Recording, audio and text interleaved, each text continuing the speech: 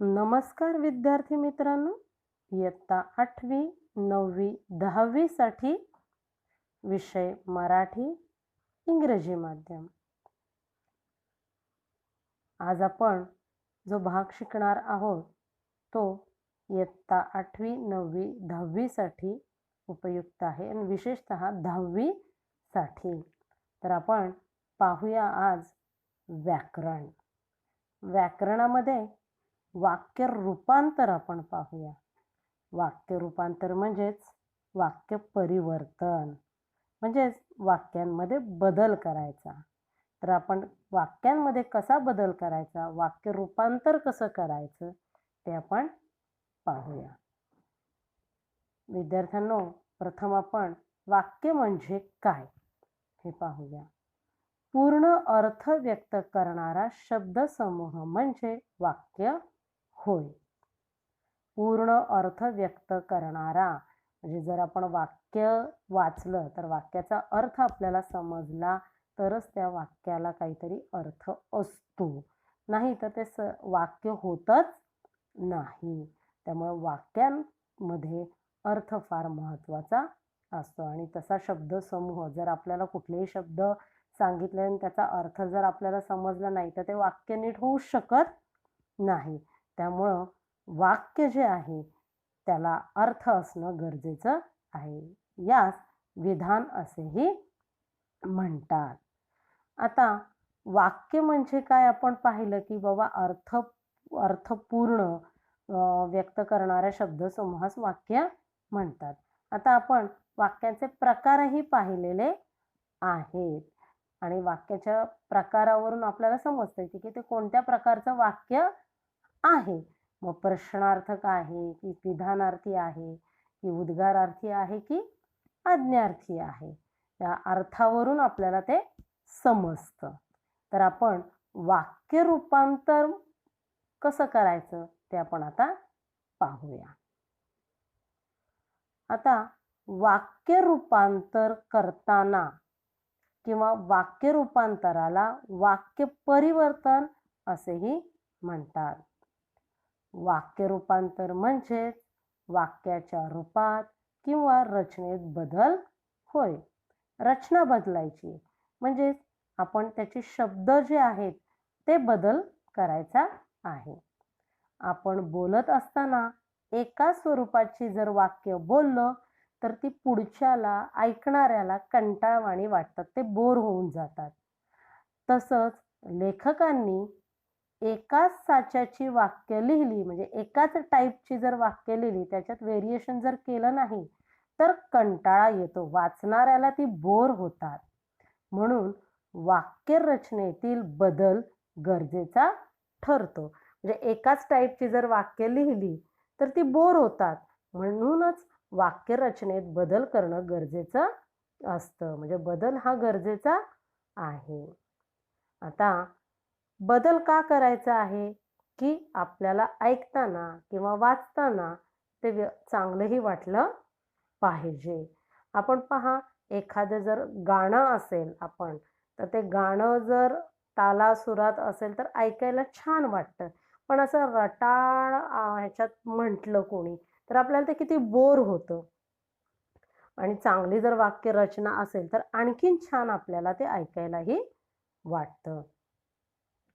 विद्यार्थ्यांनो, मग आता वाक्य रूपांतर करताना काय महत्त्वाचं आहे ते आपण पाहूया। वाक्याचे रूपांतर करताना रचनेत बदल होत असला तरी वाक्याच्या अर्थात अजिबात बदल होता कामा नये। म्हणजेच काय आहे की रचनेत बदल होत असला तरी, शब्द इकडचे तिकडे झाले तरी, पण अर्थ मात्र बदलता कामा नये। अर्थ तो जशाच्या तसाच असला पाहिजे, म्हणजे मूळ आशय बदलून न देता दुसऱ्या प्रकारच्या वाक्यात रूपांतर करणं, त्याचा आशय बदलला नाही पाहिजे। हे वाक्य रूपांतर करताना लक्षात ठेवायचं आहे की अजिबात अर्थात बदल होता कामा नये। आता आपण इयत्ता 8वी मध्ये वाक्यांचे प्रकार शिकलेलो आहोत. आज्ञार्थी वाक्य, प्रश्नार्थी वाक्य, विधानार्थी वाक्य, होकारार्थी वाक्य, नकारार्थी वाक्य, उद्गारार्थी वाक्य ही वाक्यांचे प्रकार आपण शिकलेलो आहोत. आणि या वाक्यांचे प्रकार शिकलेले असताना या वाक्यांचं कसं रूपांतर करायचं आहे ते आपण शिकणार आहोत. पहा, वाक्य रूपांतरामध्ये अर्थ फक्त बदलला नाही पाहिजे. आता एक वाक्यांच्या प्रकारांचा दुसऱ्या प्रकारामध्ये कसा बदल करायचा आहे ते आपण पाहूया. प्रश्नार्थी व विधानार्थी वाक्यांचे परस्पर रूपांतर, म्हणजे प्रश्नार्थक वाक्याचं विधानार्थी वाक्यांमध्ये काय करायचंय, रूपांतर करायचे. इथं 2 उदाहरणं दिलेली आहेत. जगात सर्वसुखी असा कोण आहे? पहा, कोण आहे प्रश्न विचारलेला आहे, हे प्रश्नार्थक वाक्य आहे. आता त्याचं आपल्याला विधानार्थी वाक्यात रूपांतर करायचे. जगात सर्वसुखी असा कोणी नाही. प्रश्नार्थक वाक्यात आहे असा कोण आहे, तर विधानार्थी वाक्यात असा कोणी नाही. इथे वाक्याचा अर्थ बदललेला नाही. इथं सायलेंटली आपल्याला त्याचं उत्तर मिळतं. जगात सर्वसुखी असा कोण आहे? कोणीच नाही. म्हणजे वरील उदाहरणात होकारार्थी प्रश्नाचे रूपांतर विधानार्थी रूपांतर नकारार्थी झालेलं आहे. म्हणजे कोण आहे तर कोणी नाही असं झालेलं आहे. अपमान केल्यास कुणाला राग येत नाही? नकारार्थी प्रश्न आहे हा. कुणाला राग येत नाही? राग सगळ्यालाच येतो किंवा राग प्रत्येकालाच येतो.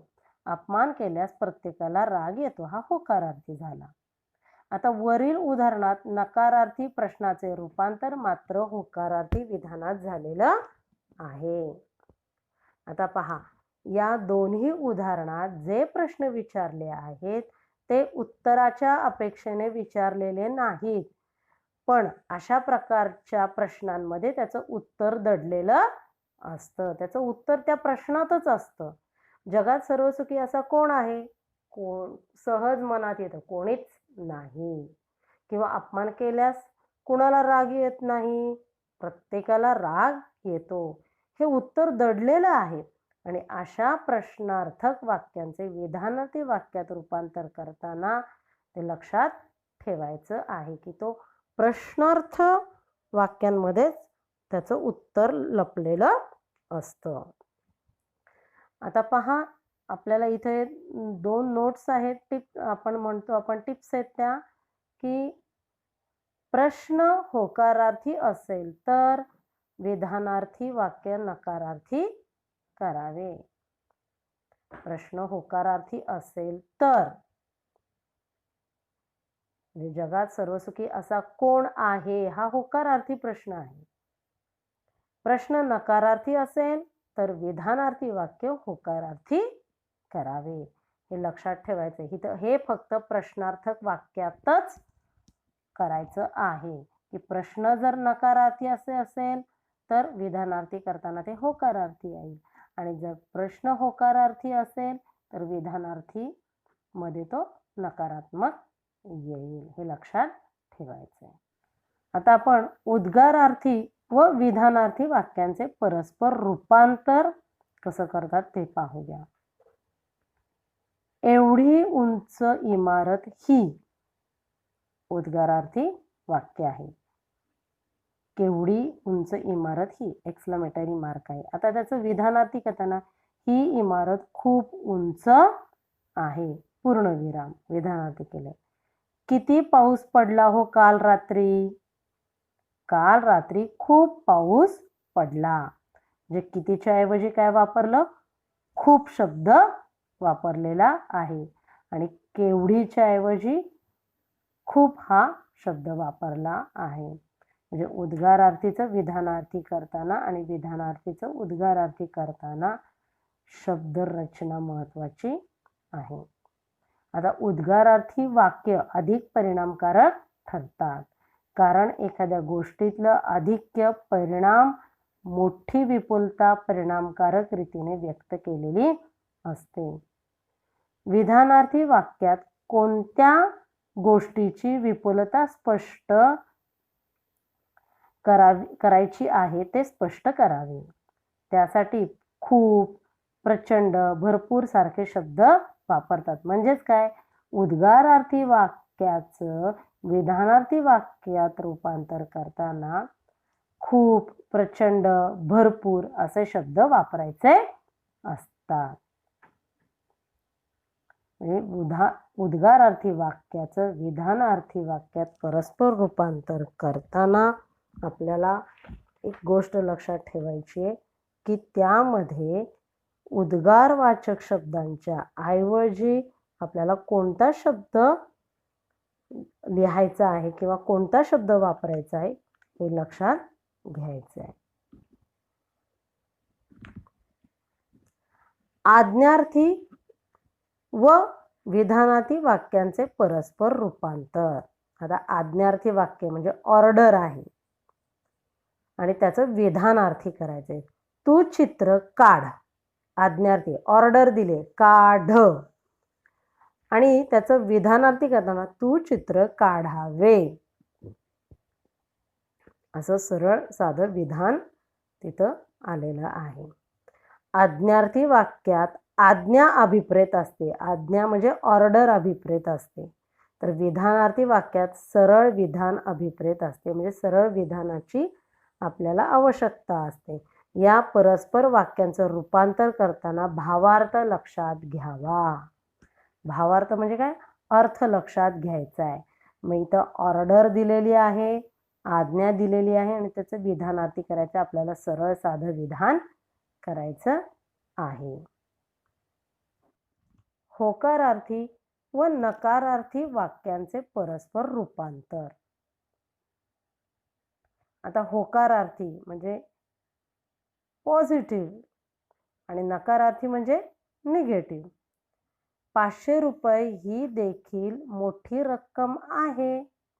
होकारार्थी आहे की 500 रुपये देखील ही मोठी रक्कम आहे. बरोबर आहे, हो, पॉझिटिव्ह आहे. आपण 500 रुपये ही काही लहान रक्कम नाही. नकारार्थी म्हणजे 500 रुपये ही खूप मोठी रक्कम आहे, मान्य आहे, पण तिचं नकारार्थी करताना मोठीच्या ऐवजी लहान शब्द वापरलेला आहे. विरुद्धार्थी शब्द त्याचा वापरलेला आहे आणि आहेच्या ऐवजी नाही वापरलेला आहे.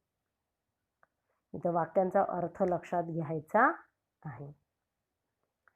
ही काही वाईट कल्पना नाही. नकारार्थी, वाईट कल्पना नाही. ही कल्पना चांगली आहे. आता वाईटच्या ऐवजी कोणता शब्द वापरलेला आहे, चांगली. वरील उदाहरणांमध्ये मोठी विरुद्ध लहान शब्द वापरलेला आहे आणि वाईटच्या विरुद्ध चांगली हा शब्द वापरल्यामुळे वाक्याच्या अर्थात, वाक्याच्या याच्यात मूळ अर्थात बदल होत नाही.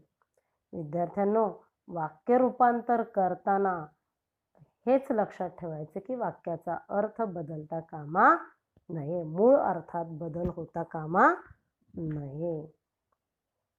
विद्यार्थ्यांनो, वाक्य रूपांतर समजलंच असेल.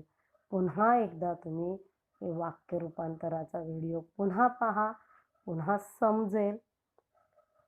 कारण की वाक्य रूपांतर करताना, वाक्यांमध्ये बदल करताना फक्त एक लक्षात ठेवायचं आहे की त्याचा मूळ आशय बदलता कामा नये किंवा मूळ आशय बदलू न देता त्याचं वाक्यात रूपांतर करायचं आहे.